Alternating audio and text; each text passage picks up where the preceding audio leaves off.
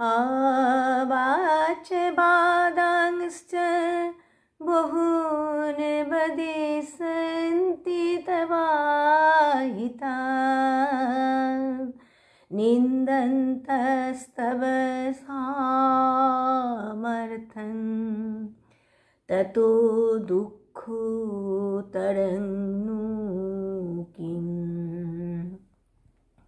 তোমার শত্রুগণ অরিগণ তোমার সামর্থ্যের নিন্দা করে অকর্থ অনেক কথা বলবে তোমার সম্বন্ধে।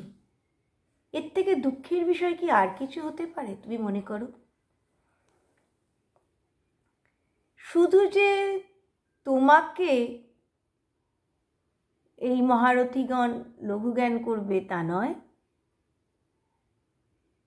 দুর্যোধন ইত্যাদি তোমার চিরশত্রু যারা, তারা অকথ্য ভাষায়, কুৎসিত ভাষায় নানা প্রকারে তোমার কুৎসা রচনা করবে। এটা কি তোমার পক্ষে অতিশয় কষ্টের কারণ হবে না? ভগবান এখানে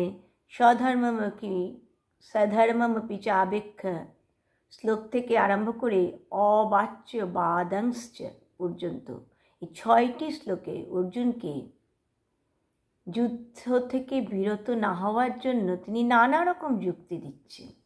নানা রকম যুক্তি দিয়ে তিনি অর্জুনকে বোঝাবার চেষ্টা করছেন।